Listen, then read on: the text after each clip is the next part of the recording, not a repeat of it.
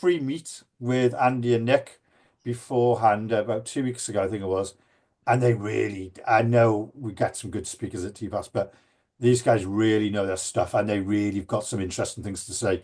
And I think really breaking a lot of the title here that actually just put together, Demystifying Myths Around Heat Pumps, I think is perfect for these two because there are a lot of myths around ground source heat pumps. I've been guilty of it. They corrected me in this pre-meeting that we had. I was like, oh, sorry. That's the point, I think, of having two great experts. But before we continue, I just want to say this is a free event and it only could have been possible because of Thermal Earth sponsoring it. And I'm so grateful for them. Nick will talk a bit more about their work in a minute, but they made this happen for us. They, by agreeing to sponsor, by agreeing to help this education that we want to do with tenants and staff. We've got a great mix across Wales from all corners at the moment on this session. They've made this possible. So my salute, thank you, Thermal Earth, for that. Right, let's continue. Just the housekeeping, yeah, put stuff in the chat, and we'll take some questions at the end. Resources will be available as well, as the slide says. Anything you need from today, we'll get that to you. And if anyone's conversations, introductions to Andy or Nick afterwards, want to do business with them, I'm sure they'll be happy to hear from you. So thank you. Let's keep going. And why we're doing this, as I said already, is this myths, these misunderstandings. Some of them are genuine as well. If you don't get heat pumps right, you get issues as well. And I think there's been so many kicking around. This was why actually I and myself wanted to run these things. And people turning down the work, we're seeing quite a bit of this at the moment in work across Wales. We've been with some landlords recently who are talking about when they're knocking on doors to talk about decarbonisation, even things like solar PV, people are saying no. That breaks my heart. And from a fuel poverty perspective, it breaks my heart. From a decarbonisation, it breaks my heart. That on so many levels that the people, and that's why we want to help bring some more light to these subjects. And I think, yeah, we know we need more heat pumps. What type, and this is a different type to the traditional air source. And I think it's a really exciting one. Sorry, I've just lost my. And planning permissions. If someone's seen our video recently, we did Gareth Clubb, a friend of mine, who's about 3 doors down from me. He's been through some interesting. It's taken 10 months to get planning permission to put an air source heat pump in. The environmental conditions that go with it, like pulling up paving slabs to put a wildflower garden in, are just balmy. I could not understand and how we've got to this situation where we're making it so hard to do certain things. But yeah, this is why we want to do these types of things. So this is the second. The next one's going to be a round table. Oh, sorry, actually, I'm doing your slides, aren't I? I've just realized it's typical David Walton. Do you want to take over? Sorry. Yeah, no worries. So just as David said, heat pumps will hold a very important role in our transition to net zero. But let's not deny, I think we've all had some confusions, conversations, and all kind of myths and misunderstandings in our head. Last year, when I joined the role, I had a lot of misunderstandings myself. And I think the idea behind the series was essentially to demystify myths, as David said. The first session in our series focused on an overview of what is a heat pump and actually if they work. We had three experts, one from industry perspective, air source heat pump perspective, and one from the installer's perspective. But when we talk about that, I think one thing which remains really clear is tenant engagement, because that's really at the heart of it. Because we've been spending a lot of money, the resources are massive. And if we don't involve, engage, and excite tenants, and when they come to us and tell us we want this, I think the journey towards net zero would be absolutely incomplete, and we'd have some really big struggles in our head. But just to add on, we've had some really good examples, some really good case studies here in Wales in terms of ground source heat pumps. We saw recently one in Addison House by Cardiff Council. By the pictures, I'm sure you won't judge and you would understand that there No, are it's ground source beige, I don't think. um, Yeah, there we are. but there were, and I can confirm that there were ground source heat pumps in this property, which was really incredible to see. Interestingly, both of these pictures are work by Cero and Thermalers, which are present here with us today. So if you've got questions on these one as well, I'm sure they'll be really happy to take that.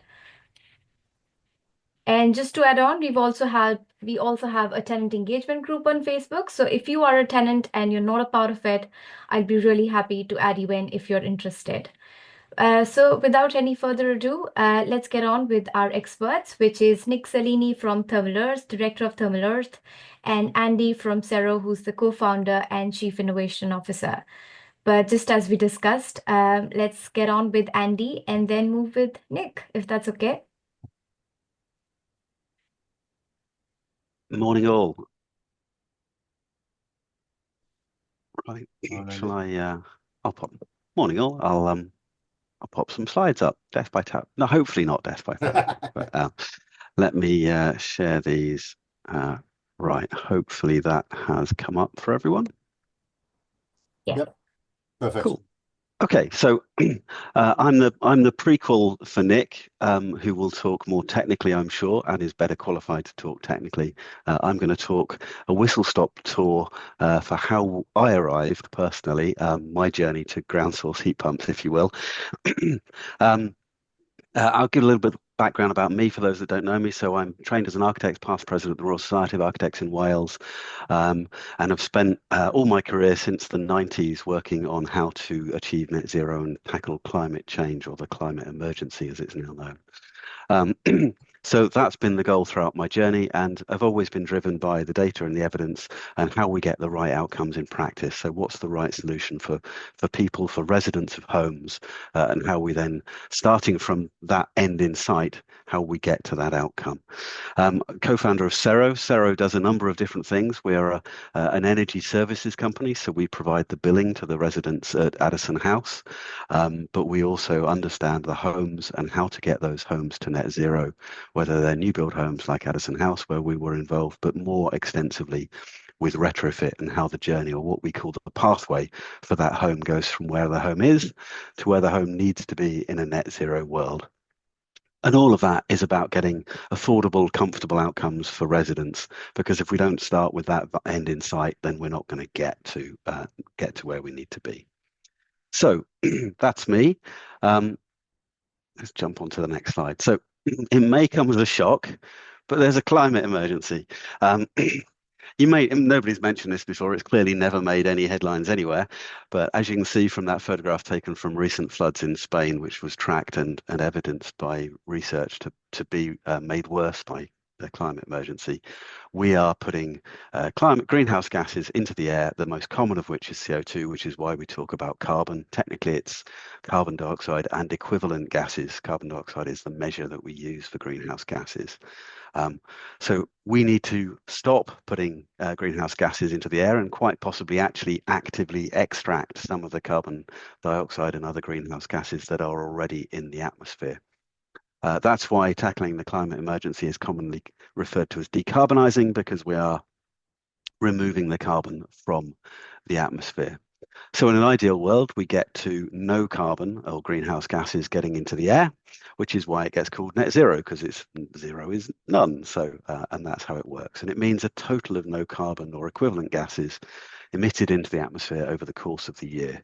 And that's important just because there is a little bit of leeway in the UK legislation that allows you to emit a little bit so long as you capture a little bit. So on average, the total sum has to be zero. And our legal obligation to achieve that is by 2050. Clearly, the faster we can do it, the less of these damaging impacts we have, such as the floods and the high winds, torrential downpours, and overheating that we do occasionally get, even on a grey day like this in Wales, but certainly more in the rest of the world. And the consequential economic damage that comes with it, such as the migrations and challenges we have as people move to find more habitable space, and as agriculture and industry changes to track those things. So there are vast changes happening. They're all driven by our emissions of carbon and equivalent gases into the atmosphere. So we need to decarbonize, and we need to get to net zero. So that's the background. You'll all know that, I'm sure, but it's worth starting from there. So Decarbonisation is to tackle the climate emergency, and we're decarbonising because our energy supply almost entirely at the moment, historically certainly, and going forward less so, but uses carbon. So we typically burn things to generate heat, which in turn generates some form of power. We either use the heat directly or we use it to form electricity or other meaningful uses of energy. And that emission goes into the atmosphere, causes climate change. So what we as a nation, both as Wales and as the UK and indeed globally, need to do is decouple useful energy from the emission of carbon.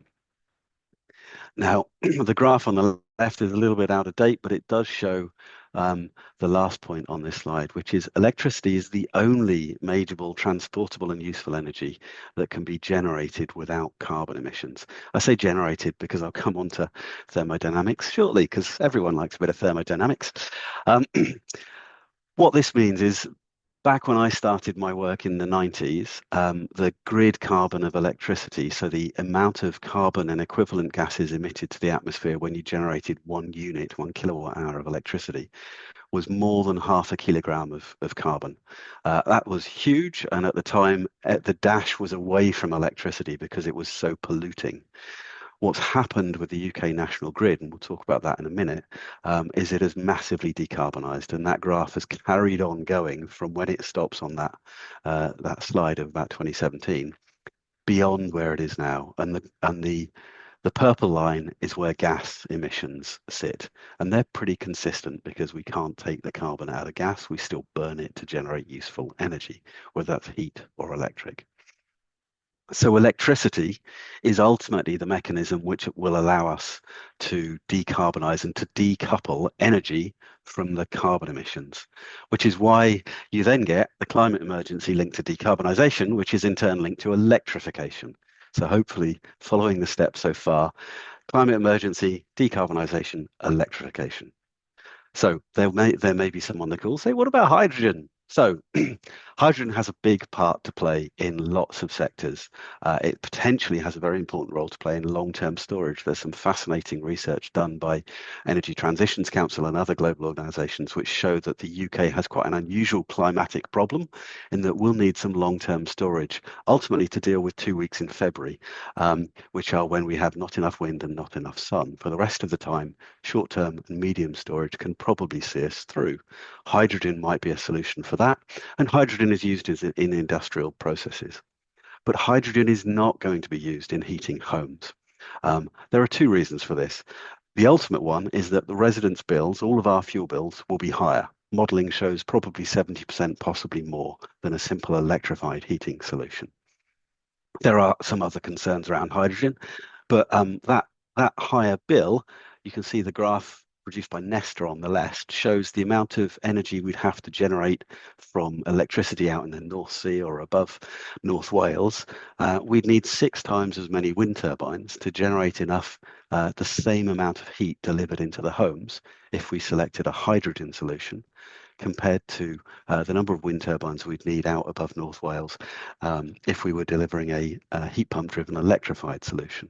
And of course that all translates, the number of steps in the journey and the number of wind turbines at the end of that journey all translates into the cost that you pay on the bill, because all of that money comes from somewhere. All of those processes need to be paid for.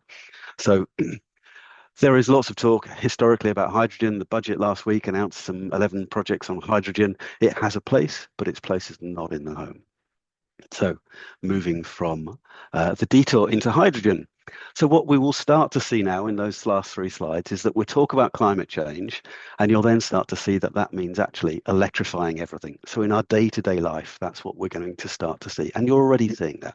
So if proof was needed, then the left-hand picture is the Harley Davidson, and if you can get an electric Harley Davidson, then I think it's pretty clear that the direction of travel is clear. Not that that's in any way an aspirational thing for me. I rather like the look of the thing, but hey, that's where we're heading. So we'll start to be traveling in electric transport. You'll see buses and trains moving to electricity, and you'll see cars and even motorbikes, as I say, moving to electric transport. And then we're moving to heating our homes and heating our hot water with electrically powered heaters. And again, for all the reasons that hopefully kept up with on the whistle stop tour. That's the reason we're doing it, because it tackles the climate change, because it's the deliverable source of zero carbon fuel. Pardon me. So then you'll say, well, what about the grid? It can't cope. Well, right as we stand today, especially in South Wales with a restricted grid and restrictions through much of Powys and beyond, we have a restricted grid. That is why the grid is doing what it is called the Great Grid Upgrade. And there is a significant amount of reinforcement and increase in renewable generations. So the grid won't cope today as it is, but it is massively upgrading. And it has been for the last 20 years, which is why the carbon intensity of electricity has dropped so significantly. Decisions that we make for our homes, how we heat our homes, both as the landlords that own them and as the residents that use the heating, will impact that decision around how much the grid needs to upgrade. So the best case modelling says that we need roughly double the total amount of energy delivered through the electricity to cope with the electrification of transport and the electrification of heat. If we get it wrong, if you will, then we need 6 times more. So we need to massively reinforce our national grid and massively create more renewable generation. And as a side note, baseload, as nuclear sometimes gets called, doesn't really move the dial on this. We still need significantly more generation and more balancing. So that point will remain true. There's a lot of work to do on the national grid. In fairness to National Grid, they are on it. But we can help, because if we make the right decisions, the amount that the national grid needs to upgrade will be less. If we make what could be considered the wrong decisions, then the national grid will have to upgrade even more than it already does. And it's worth remembering at this point that all of our home energy bills are what pays for national grid upgrades. So there is an inherent best interest for us to make the right decisions, because if we don't, then all of those things come through and land on our bill. It's the only place it lands. We all pay for energy, and so that's where the national grid upgrade costs are met. Wouldn't be a good talk if we didn't talk about the first law of thermodynamics. I'm sure you all can remember it distinctly from school days. Anyway, the easiest way to remember it is there's no such thing as a free lunch. So energy can neither be created nor destroyed.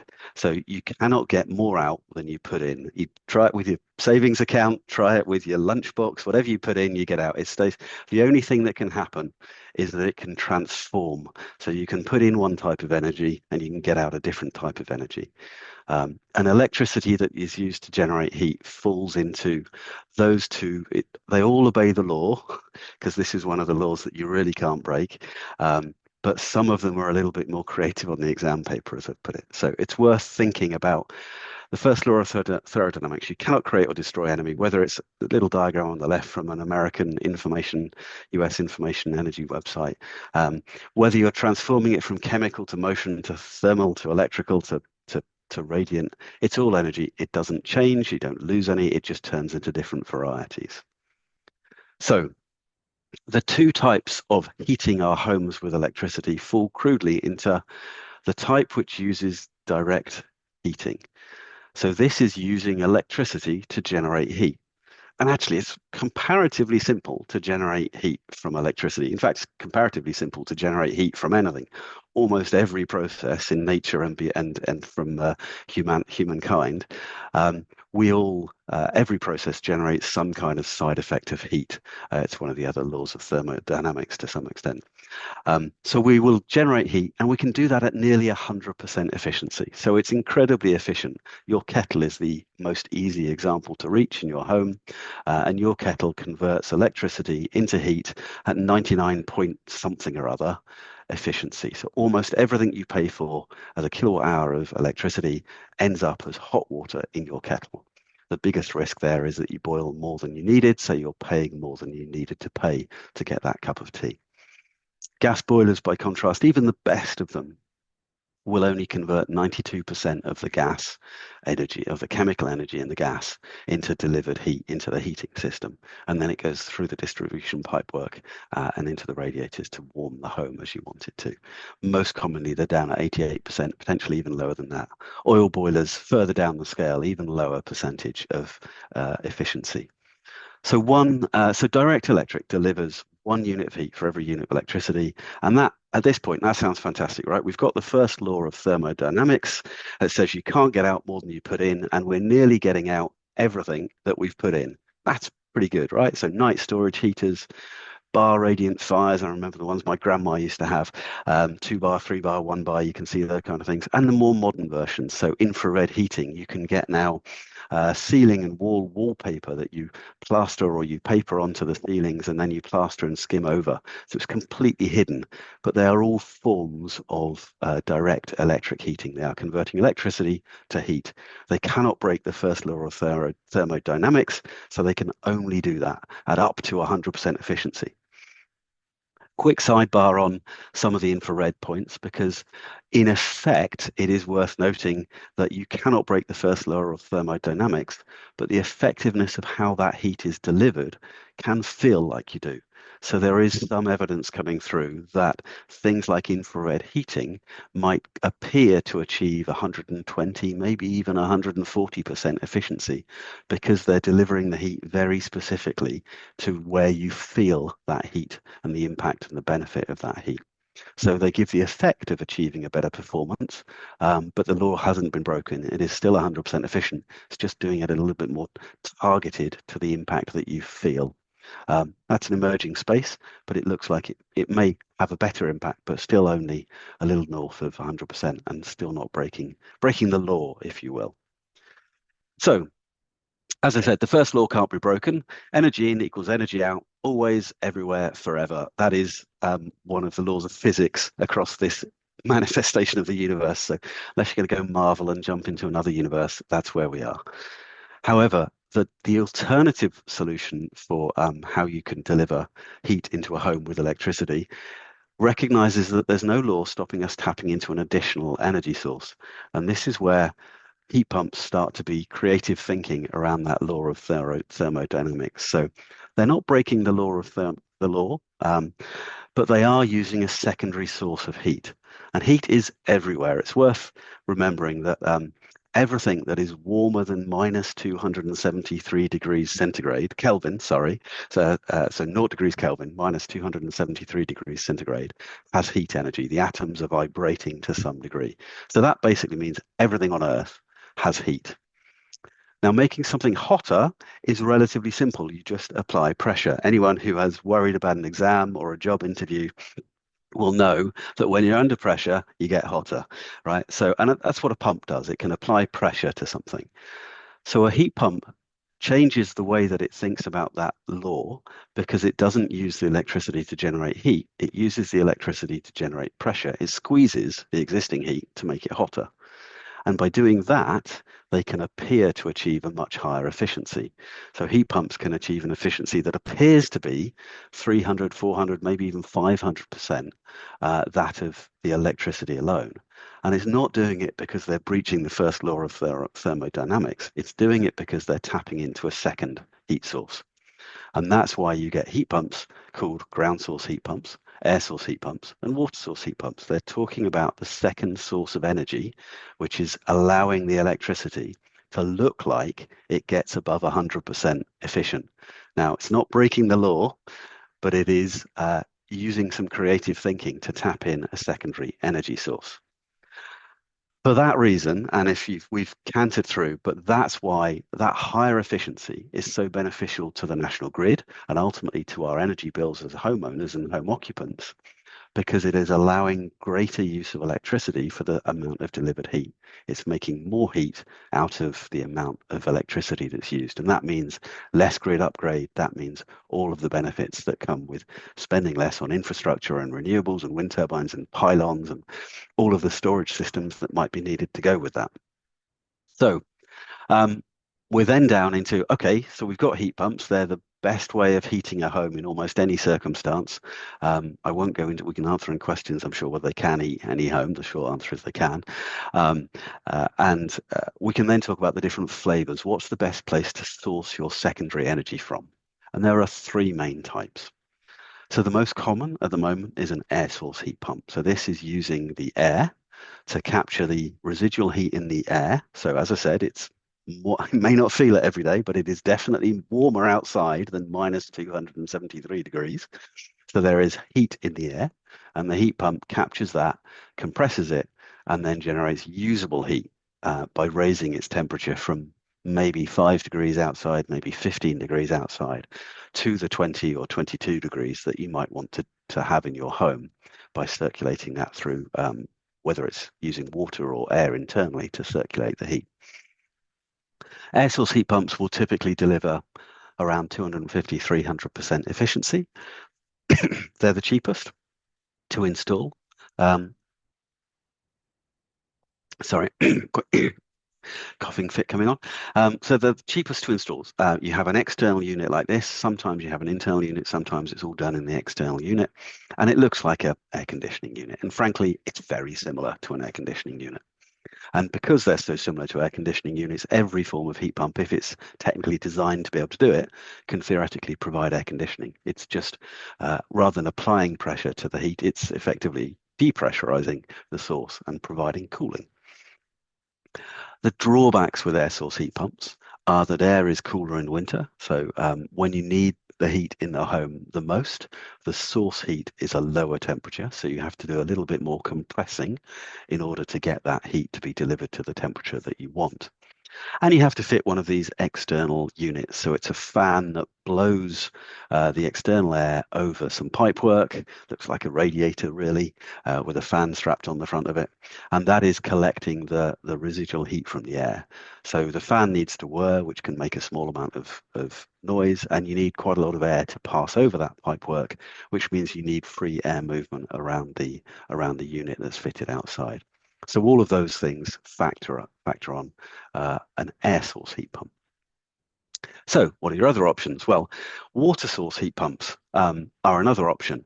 They don't require air to be blown over pipes because they rely on water to flow over pipes, or for there to be enough pipe exposed surface in the water to allow that conductivity through the pipe from the water source into the collecting pipe work. Now, for Wales, especially South Wales, there's a lot of talk about mines and mine water. Those are all forms of water source heat pumps. They're using the residual heat in mines, which is an excellent source of residual heat, to collect that through pipe work, and then they will allow you to distribute that, compress that, and distribute that through the heat pump. So again, as with all heat pumps, they can do free cooling. Water source can do free cooling. Free cooling is different from the compression solution because if the source residual heat is low enough, you can effectively not do anything to it and just use that as the cooling source, which means you use less energy, which is why it gets called free cooling. You still need to run a pump, but you don't have to run a compressor necessarily if your temperature of the source is cool enough. So the cons with a water source heat pump are that water, again, not as much as air, but it can be cooler in winter. Mine water has an exclusion on this one. It's pretty consistently somewhere around about 17 degrees, which is a really great source. Installation and cost are dependent on available water source. So you do need to have water nearby or a mine source nearby to be able to tap into it. And in some circumstances, you can have some aquatic conditions changes. So you are effectively withdrawing a little bit of heat from the local lake. And as a result, that can change the microclimate in that lake. So you need to be careful about ecological impacts. You can do open source, which is, I won't get too technical on, but effectively that can have further ecological impacts. It's usual to do a closed loop system, which means it's just a pipe. It's not actually drawing the water into the system. And then lastly, ground source. So by no means least, electrifying using a ground source heat pump. So in this one, the secondary source of energy is the ground. And there are broadly two types. You can either have a long heat collector pipe that is buried, sometimes called a slinky or a loop, underneath a back garden or a patch of land or some common ground. Or you can take that same sort of area of pipe and you can drill a borehole pretty much straight down for a couple of 100 meters in some cases, that goes down into the ground and couples it into the geothermal temperatures right down in bedrock and below. Well, not quite below bedrock, that would be a bit much.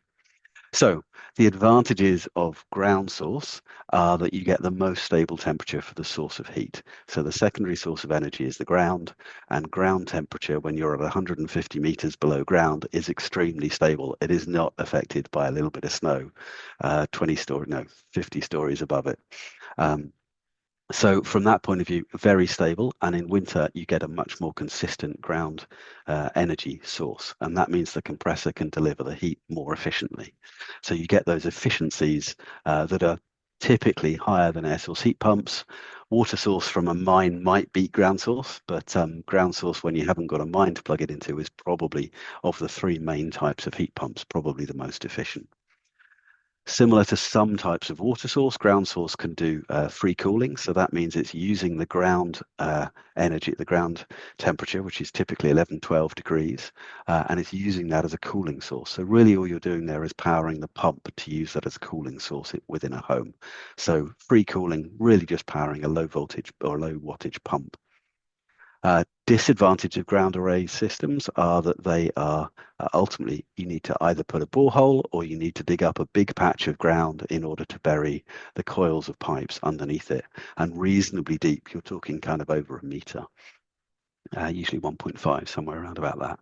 So from that point of view, this is a lot of work to do, especially if it's one home that you need to do to get that benefit. So, why am I a fan of ground source? Well, for me, this is my advocacy, if you will. It's two things really. It's the art and the science. So the science for me is the ground source heat pumps are the most stable heat source during winter. So when we need the most heat, they still deliver a consistent secondary source of energy for the heat pump. That means the heat pump can be as efficient as possible at the time when you're really using it the most. They've got a really good proven record for long life and low maintenance with ground arrays going in the ground very efficiently. So they can be 100, 125-year design life. They need very little work done to them, maybe a little bit of water top up on the fluid that circulates in the pipework. And they can provide free cooling. So as I said, it's just a pump running. You're using the groundwater almost neat, if you will. That allows you to provide cooling. And as the climate changes, we get more extreme weather events, there will be a need for that, particularly in some lightweight buildings, such as some homes are. Ground cooling can also provide some recharge for ground temperature. So if you're drawing out some heat during the winter, then actually if you're using the cooling in summer, you're pushing heat back into the earth to just balance that out. And then probably as an architect, one of the biggest points for me is I feel that we're sleepwalking into a future a bit like the image on the left, which is if we just run down the route of air source heat pumps, which are the cheapest to install up front for one-off homes, then we end up with a future that looks a bit like that image. Lots of external condenser units with fans quietly whirring away to provide us an efficient source of heating. That's great from a science point of view. It's an efficient source of heating. The national grid will thank us and our fuel bills will be better for it. But it's not the image that I went to architectural training for. So I'd like to challenge us as a sector and as an industry to think a little bit more about what we want to achieve. Is that image the image that we want? That's Spain. So those are air conditioning units, but it's a similar outcome. Or do we want to think about how we can get more ground source heat pumps in cost effectively? So what's stopping ground source heat pumps? Well, one-off installations are more expensive. There's a lot of groundwork, either a borehole or those groundworks to dig up a big patch of ground. The borehole is usually a better bet. But at scale, you can start to do boreholes much more cost effectively. So we worked with Tyrian and Pobble, and we did boreholes at Park Iron for 225 homes when the scheme is built out, much more cost effectively than they would have been on individual homes. They were nearly comparable to air source heat pumps. We worked with Waits and Cardiff Council at Aspen Grove on the east of Cardiff. Again, ground source heat pump solution, where we've got 214 homes with the Addison House block of apartments as well. All driven by ground source heat pumps. And again, the cost at that scale was much more effective. So at new build, when you're starting to build reasonable numbers of homes, you can get the costs to be much more competitive, and the benefits are definitely there for the residents going forward. So at that scale, you can do it for new build. then we get to the point of, well, we've got more existing homes. We've got 1.4 million homes in Wales. How do we get them to think about this? Well, I suppose my thought here is if only we had an organization that had legal rights to dig up streets, and maybe they were used to laying pipes, and maybe they really wanted to find a new business opportunity that wasn't peddling fossil fuels. I mean, I'm not no one comes to mind here, but maybe there's some organizations out there that could really do with a new business model that could dig up streets, could put in groundwater arrays and allow residents to tap in when they were ready to switch over to a heat pump. Equally, councils have the authority to do that. They could be thinking about how they do district networks of what would be called a fifth generation network, an ambient loop. Put in those ground arrays, put in the boreholes, and allow residents to be able to tap in the next 5, 10, or 15 years when they're ready to switch over to a heat pump. Don't have to do it in one go. You can tap in. The design life of that array is so long, 100, 125 years, that in the payback for the works, it'll all come out in the wash, if you will. And then when you tap in, you perhaps pay a small service charge for paying back the cost of the infrastructure. But ultimately, that service charge will be less than the efficiency benefit you get from having the ground source heat pump rather than, say, an air source heat pump, and way better than having a direct electric that still has to follow the first law of thermodynamics. So that's my question, my poser for you. The reason I'm a fan of ground source heat pumps, and the opportunity I think that we need to not miss as a sector and as a country in Wales to look at how we can do that, especially with our terraced streets. So that's me. Thank you, Andy. Thank you so much. It's quite a lot to take in there, and I think it's really helped me clarify, and I'm hoping others do as well. Some good arguments there as well that I hadn't thought about. I love the fifth generation network. Before we go on to Nick, I just saw I had a question, a private message to me in the chat saying, if we're going to have to upgrade the grid, does that mean more pylons and things like that? And I'm guessing yes, but equally that means not a coal-powered station in Aberthaw down the road from me or something like that. It's a swings and roundabouts, isn't it? Yeah. Yeah, I mean, the reality is probably we're going to be shipping around at least 2 times as much electricity around the nation. So whether they are where they are now, whether the existing ones just carry more, is all a little bit unknown. But ultimately, unless everyone decides to heat less, travel less, switch off all your gadgets, then our electricity demand will go up, and we will have to mitigate that with supply and grid distribution. Okay, brilliant. Right, over to Nick, if that's okay. I'll be honest with you, Andy covered so much of my presentation already. Sorry. No, it's fantastic, Andy. Thank you. Okay, good afternoon, everyone. My name is Nick Sleeney, Director at Thermal Earth, and it's my pleasure today to give you a bit of an introduction to ground source heat pumps. So if you just share my screen with you. Can everybody see that? Is that okay? Yes. Great. Yep, perfect. Okay, so give a little bit of an introduction about me, Thermal Earth, and where we've come from and where we're up to today. So we started Thermal Earth in 2006. So I've been supplying and installing ground source heat pumps for 18 years and literally learned in the trenches. So when we talk about trenches and ground collector pipes, muddy boots in there learning how do these work, literally at the coalface, understanding, trialing, experimenting, because there was, we talk about the heat pump industry now, about knowledge, experience, etc. There was zero back then. So, we worked, day and night to getting these things to work. And, right up to where we are today, our business has transformed from an installation company to a specialist design company providing commissioning services to other installers across the country. And we have literally been involved in the successful supply and installation of heat pump systems in just about every type of building that you can imagine. And I've got a number of examples to share with you here today. So we've already covered a little bit about what heat pumps are and their differences. I just want to light touch on this so I can give you a bit more of a background on why ground source heat pumps are a little bit different to the other type of heat pumps. And while we are fans of heat pumps of every type, there are application and delivery considerations in all aspects, right? So, there's a mix that's required, because as we've already touched on today, air source heat pumps are the easiest and cheapest to install, but aren't applicable in all types of applications, built up areas, cities, urban areas, etc. And there's different ways to deploy heat pumps, and with a collective approach to give us the success that we want. So there's air source heat pumps, as we've touched on. There's ground source that we hear today, but also water source heat pumps. Effectively, water source and ground source heat pumps are the same device, slightly different with different types of heat exchangers and how we do that in terms of the energy collection, but principally the units are the same. And in all heat pump types, we are taking energy from the environment, as Andy's touched on, and we are using a motor-driven compressor inside a heat pump to take a large volume of low-grade heat effectively and compressing that into a smaller space. And a byproduct of that compression is temperature, is heat. And that is what we're using to heat, cool, and provide hot water for our homes. As we've touched on, the ground is warm.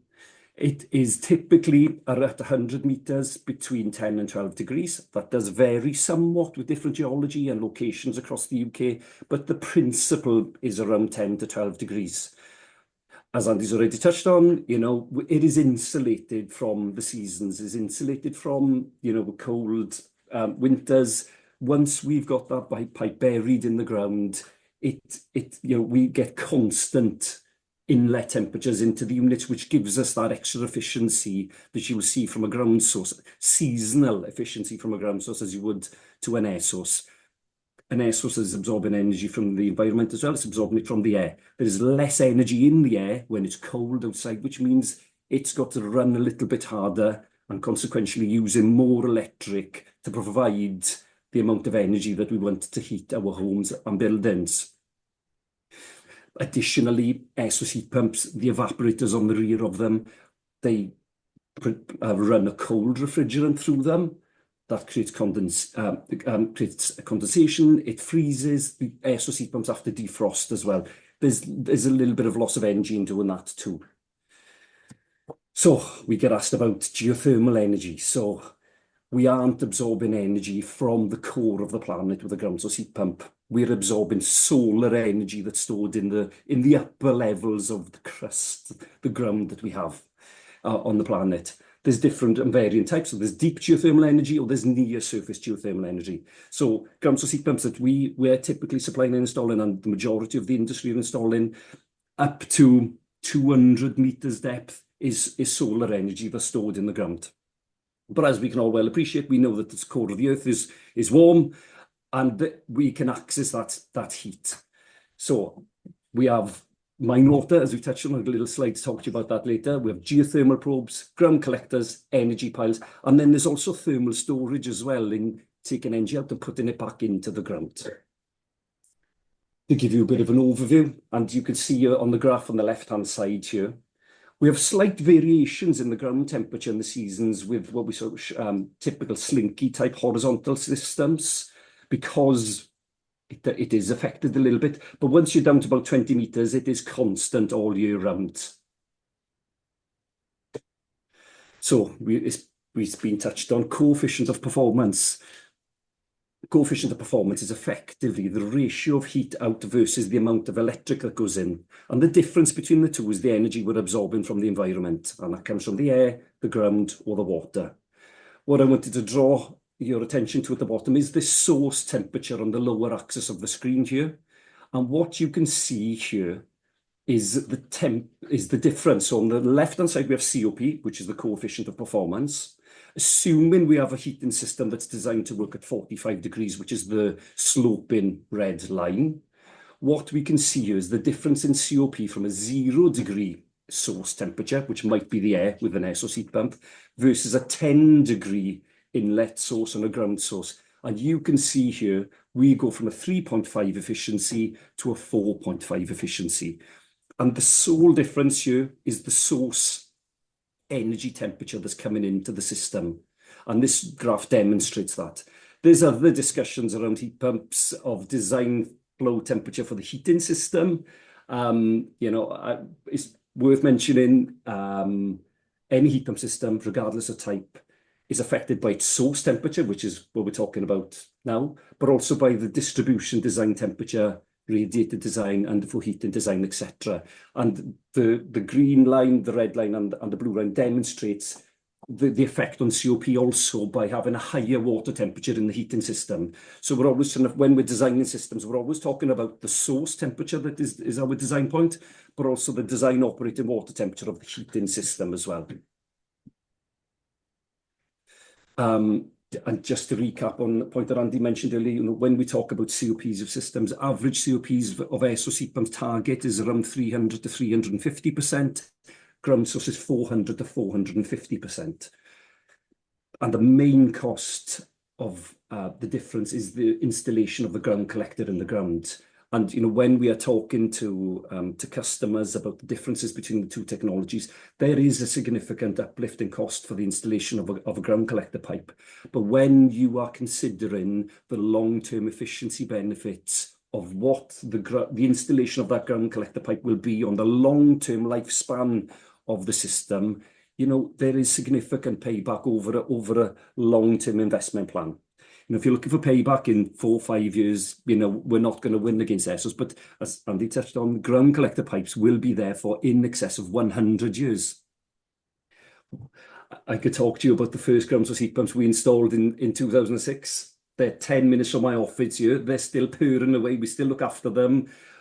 The ground inlet temperature is still coming in at 10 degrees, and the systems are working incredibly well. So I'd like to think they're running maybe about 5 COP, but we didn't put monitoring on them then. But anyway, just a little bit of a graphical view here. So 100% of energy that's inside of the home for the demand, the heating demand and the hot water demand. 20% of that is electricity, 80% is from the environment, and you can see that. And the graph shows up air and ground, but it gives you an idea. So some little bit more specifics about ground source heat pumps and the practical installation of getting pipe in the ground and what that entails. So just a bit of a graphical here from the Ground Source Heat Pump Association showing ground collector pipe, vertical boreholes, horizontal collectors or water source. So horizontal collector pipes, they are typically designed to install in 2 fashions, in slinky type, which you can see on the left-hand side of the screen here, or in straight collector pipe, which you can see on the right-hand side of the screen here. This does require a quite considerable surface area of ground around the property, so small holdings, etc., to be able to bury that pipe. We've done lots of these types of systems, and while they work well, there are challenges with it, of course, because if you can, to give you a rule of thumb, you approximately need 2.5 to 3 times the surface area of your property in external area to lay the pipe across the ground. And obviously the groundworking and reinstatement can be quite challenging, and the recovery of the field, let's say, is up to 2 years by the time you've graded it, reseeded it, etc. So this is less popular than vertical boreholes when you're talking to us, actually, because we have our own drilling equipment. And when you think about the considerations of an acre field being destroyed for the best part of 2 years, where we can drill boreholes in a quite compact area, it's actually not as popular as some might think. And there's other challenges, when you dig in trenches, of the material that comes out. If it's clay or there's rock, it then needs a fine grade blind backfill to cover and protect the pipes, which means extra machinery, etc. So, but anyway, this is the first option. Second option is vertical boreholes. Typical depth is 100 meters, but up to 200 meters. As with all ground source heat pumps or water source heat pumps, we have to size the amount of ground collector pipe that is installed in the ground. That is directly related to the heat demand of the building that the heat pump is feeding. And then we design and split the array up to optimize this design to give the right flow rate and energy into the building. So, for example, a small-ish 3-bed house might require one borehole of 100 to 150 square meters, but a larger 5-bed property might need 2 or 3 boreholes. There's all sort of design process that we go through for that in calculating flow rates and pipe sizes, etc. But it is related to the local geology, the performance of the ground in the local area, and the demand. So the amount of heat and energy that we need to take out. So just give you a bit of a before and during picture on the screen here. You can see this is an installation in Kent, I believe. But you can see on the left-hand side is before drilling, right-hand side is during drilling. But you can see we've dug a lagoon, or we've placed a lagoon there to capture the water, the sediments out of the ground. I'm sure you're aware when you're drilling into the ground, we're going to hit water at some point. That water's got to come somewhere. It comes out to the top. So we try to obviously contain and deal with that to keep mess to a minimum, because it's pretty an interesting and dirty job. So some other examples. So there's a pretty tight working space on the left-hand side, where we've got a mud separator taking the drilling cuttings out of the drilling waters, putting it into a skip. And then on the right-hand side, you can see that's post-completion of a job. And just to the right-hand side of the little digger there, you can see the casing sticking out of the ground. You can see the little pipe sticking out of the ground with a pipe on it. That's a completed borehole there. So you can see it looks like we've never been there in that case. So we always try to do our best, and drillers across the country try to do the best, keep mess to a minimum. How does it look in the ground? So the left-hand side is a completed borehole. It's not actually been grouted yet, but that is the borehole finished, drilled to depth, and the U-tube, which is a flow pipe going down to the bottom of the hole with a U on the bottom and the return coming back up. Little illustration on the right-hand side, they're showing how that looks. So we have a flow going all the way down and back up. And then we backfill it with a thermally enhanced bentonite grout, which basically creates that contact bond between the ground and the pipework to absorb that energy from the ground through into the pipe. So we run a cold fluid through that pipe, which is colder than the surrounding ground, let's say 5 degrees. The ground is 10 degrees. We pick up 2 to 3 degrees by the time it's gone all the way through flow through that pipe, back through and into the property, into the ground source heat pump to compress that energy to the usable temperature that we want for heating and hot water. As I mentioned earlier, on larger schemes, we connect multiple boreholes or pipes up inside trenches. So this is one of the larger schemes that we've got in Cardiff underway right now. But here you can see the pipes laid in a trench with a select backfill around them on the right-hand side to protect them. And just at the end of the trench here, you can see the big chamber that connect all of those boreholes together. There's actually 16 boreholes on this scheme, feeding 45 apartments. Retrofit ground source heat pumps. So you talk in older buildings. So is it possible? But here you can see a scheme that we finished about 5 years ago with a housing association based in Wales. 10 properties that has a mini share ground loop system installed in the car park. And you can just see the new tar laid trench in the car park to the front. We drilled 6 boreholes, connected them together, and then we fed off to individual ground source heat pumps in each of the apartments. And on the right-hand side there, you can see the new ground source heat pump and hot water cylinder installed. We removed night storage heaters and installed low temperature radiators designed to 45 degrees, and systems working perfectly since completion. Water source heat pump stroke lake collectors. So there's 2 different ways that we can do this. There's direct and indirect. So Andy touched on this earlier. So we have deep experience, scars, whatever you want to call it, with water source heat pumps, really. Whenever we heat exchange energy, there's losses. So, one side of heat exchanger comes in warmer, you don't quite get the same energy on the secondary side of heat exchanger. So pumping direct from source, you'll always get a higher efficiency. So water source in principle will always give you slightly higher efficiency than ground source.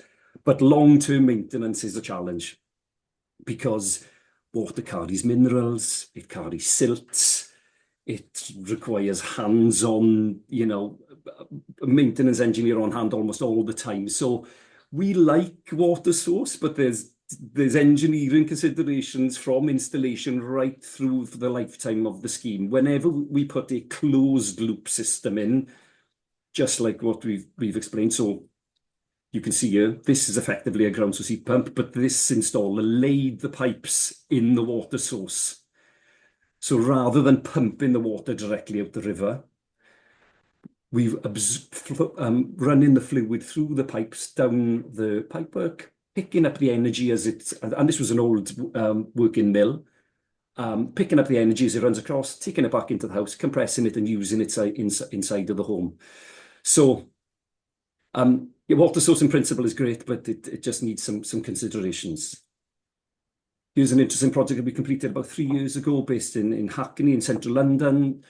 This is a very old pump house based on a reservoir serving major areas of London that's now been converted into a leisure centre for open water swimming, kayaking, and etc.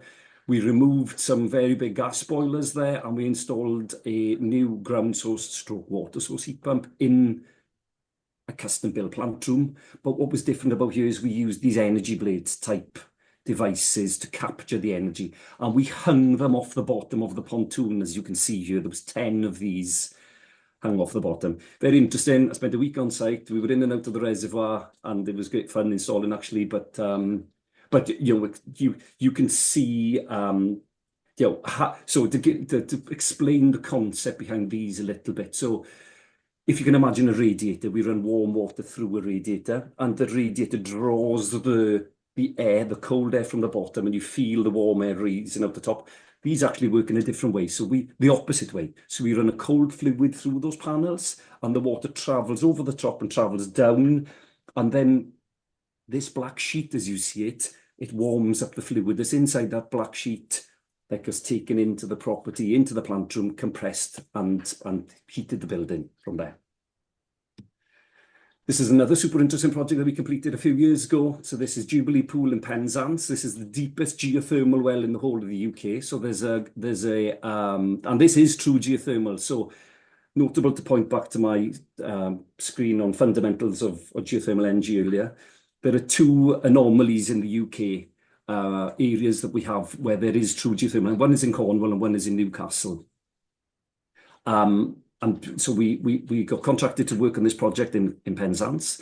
There's a deep geothermal well of 430 meters to the rear. We are sucking water directly out of the ground. So winds, you know, mineral sediments in water, etc. But it's working really well. And we are heating the new outdoor Lido at Jubilee Pool. And this project has done the rounds. It's been on Countryfile, and if you look on BBC, it's all over. So it's a very interesting one for us. But this is true geothermal energy, ground source heat pumps, taking water directly out the ground. So how does the ground perform? So as I mentioned earlier, there is varying ground temperatures with some averages across the UK.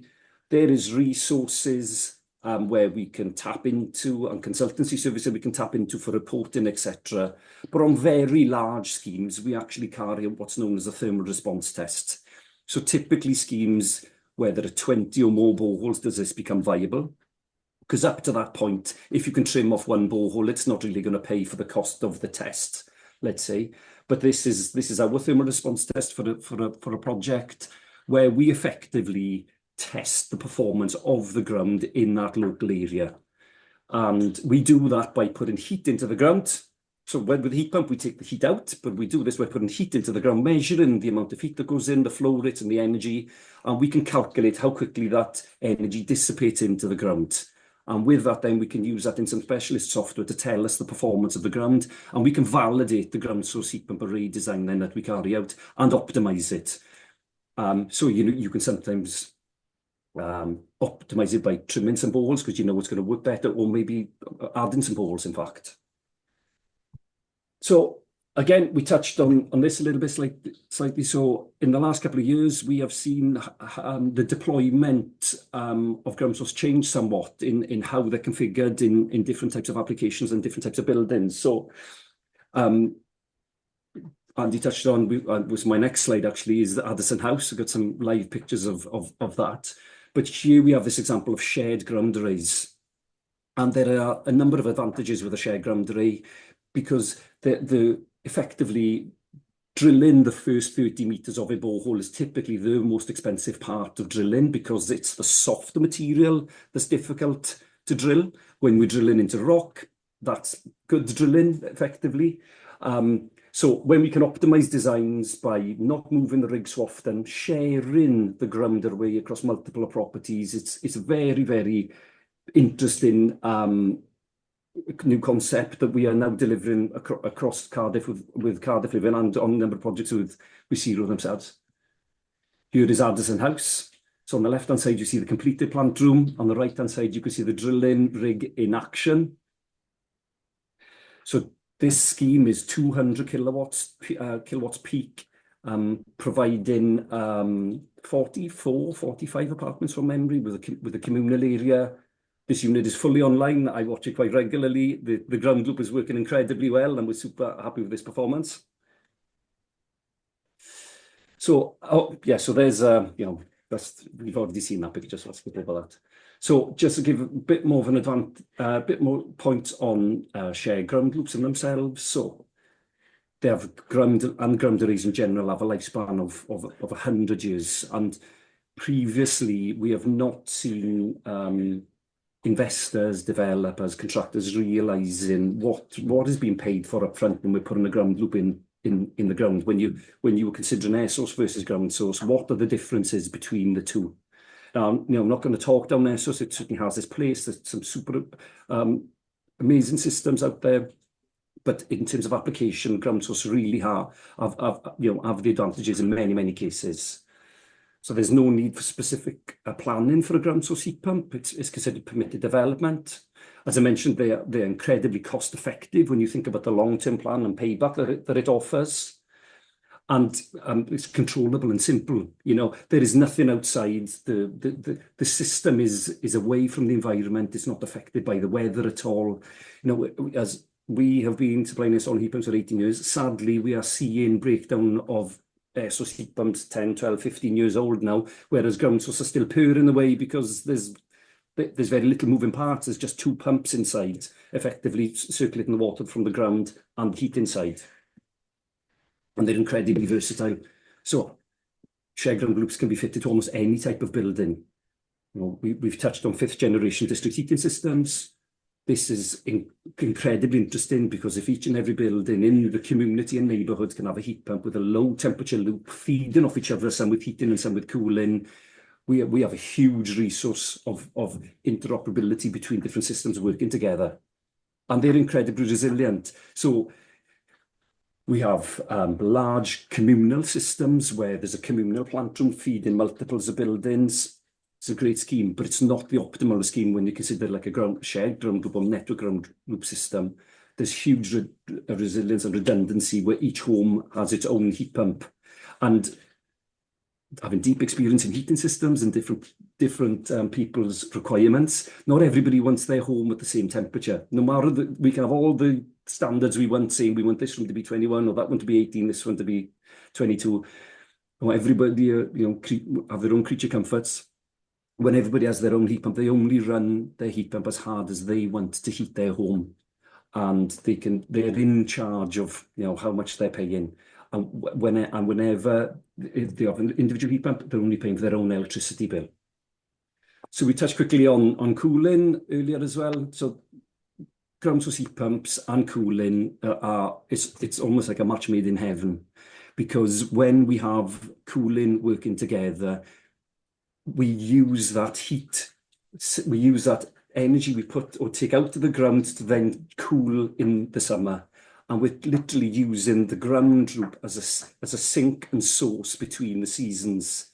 It has a double benefit that where you have a significant cooling demand, let's say in new high-rise office buildings, you can actually reduce the amount of drilling that's required because you are putting energy back in the ground, which makes the scheme more viable because you don't have to drill so many boreholes.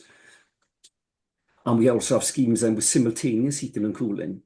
So, and this is like the holy grail of ground source heat pump systems, because where you have You take the ground loop out of the system altogether then, because you on one side of the building you've got heating, and on one side of the building you've got cooling.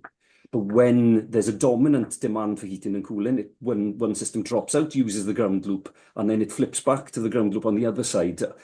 And that is, when we're talking COPs and simultaneous heating and cooling, we can talk 8, 9, 10 COPs, because we're using the heating energy and the cooling energy together, as opposed to having separate systems.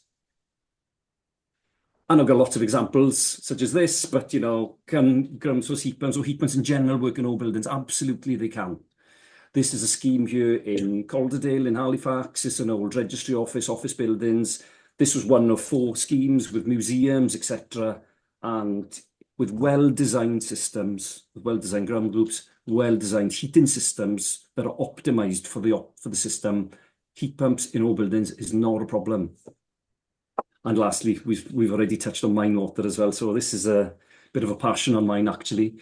So, and we are currently about to deploy the first mine water heat recovery system in South Wales, here in Cabalendre, to heat our own offices and warehouse. And well, I'm sure we'll be sharing some information on socials and stuff about that if you want to come up and have a look at it. But more recently, the Coal Authority have released the mine heat opportunity map for South Wales. And, based in Ammanford, coal workings is all part of our heritage. And I think it's a fantastic opportunity. So in Wales, we all know where we are fortunate with lots of rain. That rain goes somewhere, goes into the ground. We've got all these mine workings that are flooded. That water is a huge potential resource for us to use and capture to heat our homes, neighbourhoods, etc. And with this recent information the Coal Authority have launched, they've given us a resource that we can tap into.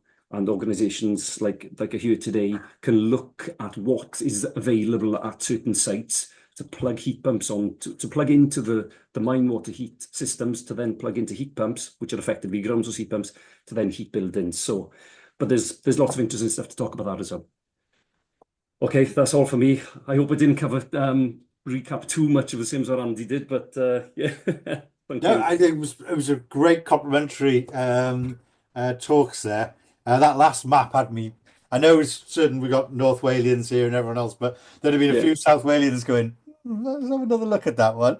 I'd love to see that later. Yeah, thank you both. We're conscious of time. I want to ask some questions here. I think one of the feelings in the chat was that landlords would end up going for the cheapest, but not the best one. And I think that's part of your messaging, my messaging is when we're looking at 100-year life stuff rather than 10-year replacements and things like that, the moving parts as well, gas maintenance and inspections every year. Presumably ground source doesn't have that. I presume it must have some form of inspections, but it's not going to be the same. Is it something you find you come against, this resistance to invest in a longer term thing? Because social housing should be able to do that really better than private sector. Yeah. It changes by organisation, Andy, right? We have different views. We are seeing different housing associations and councils approach it in a different way more recently. But yeah, but look, the viability of schemes is a challenge sometimes, and when you take the cost of installing ground stuff, it's often moved off the table. But we are seeing a different approach from some organisations. Yes. Yeah.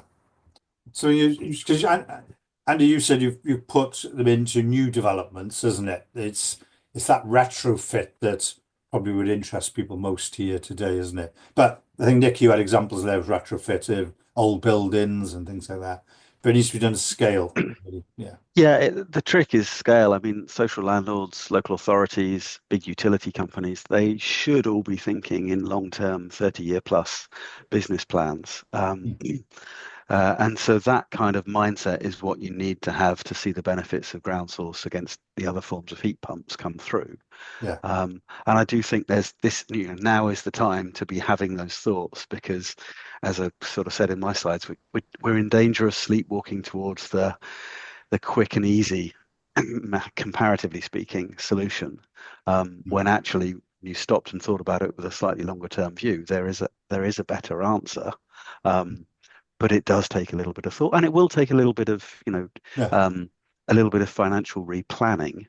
But in the long term, it is better value. But what we do need to encourage ourselves to think long term. Yeah. Yeah. Of course. The other thing I was going to ask was, I think it came up on the side here. What was it? Oh, sorry, I've lost it now. Actually, is there anything you want to ask? I think it's covered really well. For me, the most interesting part was older buildings involving ground source heat pumps, which is a Yeah. pretty positive message for retrofitting homes and which is somewhat seen as a big problem that heat pumps can't be done in retrofitting homes. I do So, Yeah, like. it's. Yeah. positive. I Go, was go going to Andy. say it's worth just briefly mentioning on that because there's a lot of confusion about, we've had national newspapers saying you can't do heat pumps in old homes and all the rest of it. And there are a couple of things that get conflated together into that. So the heating system in a home is comprised of three elements. It's the heat source, the heat distribution, that's the pipes in between the floorboards, and the heat emitters. And most people, that's radiators. For some people, that's underfloor, but most people, it's radiators. Now, in old homes, they tend to leak heat out, whether it's through drafts or through single glazing or through no insulation in the loft and all that kind of thing. And the rate of heat loss is the problem. So the heat source, in this case, the heat pump, can generate any amount of heat. You can specify heat pumps to run conference centers. You can run office blocks off heat pumps. The amount of heat is just a specification problem. The challenge for old homes is the distribution and the emission. So in order to replace the heat that leaks out, you need to put the same amount of heat in. And that's where the size of the emitters or the radiators becomes the challenge. So you either have to make the radiator bigger or you have to make the temperature of the emission higher.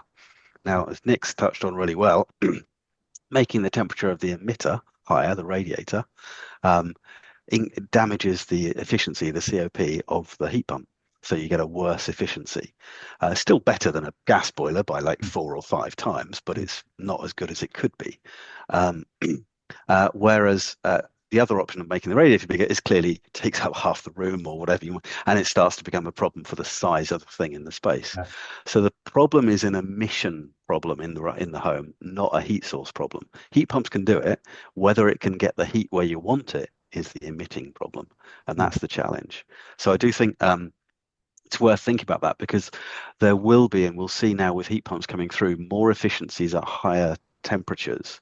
And that potentially is quite an exciting development where if you are going down particularly an air source solution, you can push the temperature a bit higher and you can maybe drive the emissions in the home to cope with more heat loss than you would otherwise cope with and still be fairly efficient. Okay, that's good.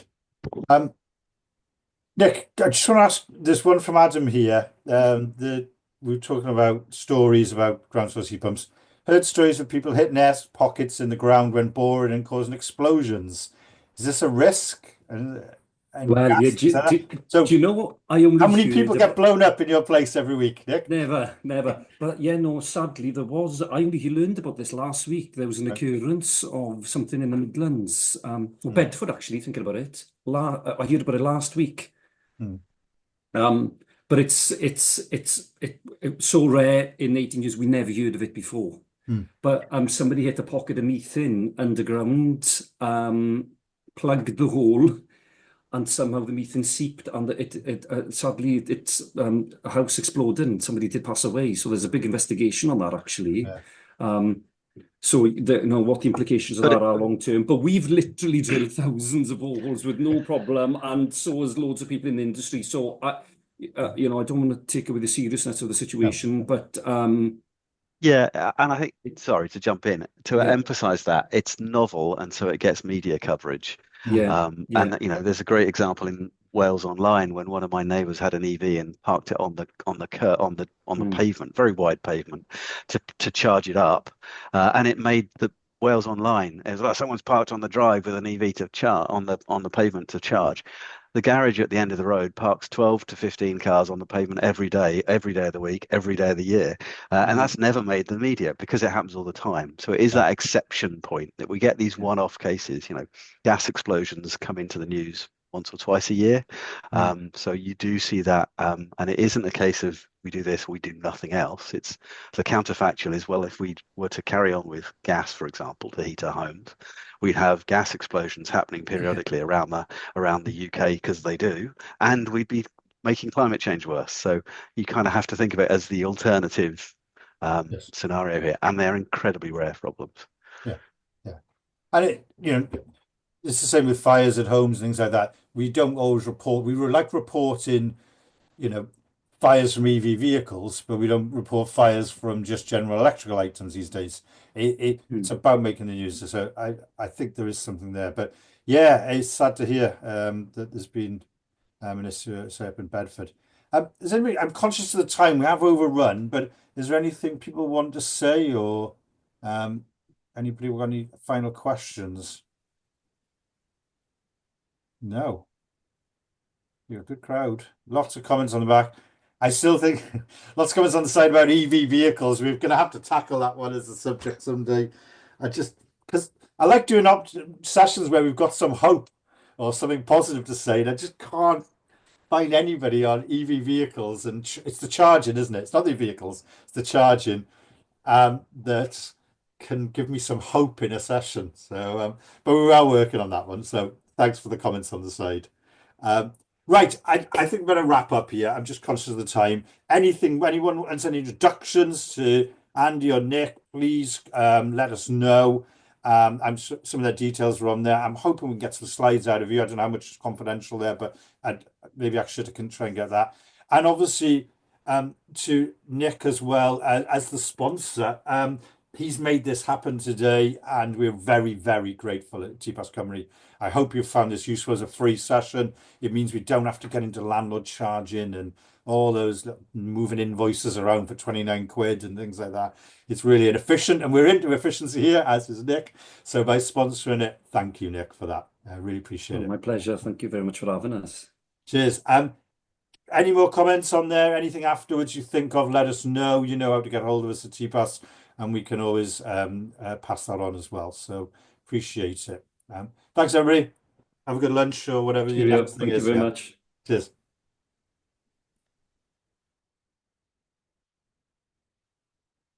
Right. Now close this. Oh, stop the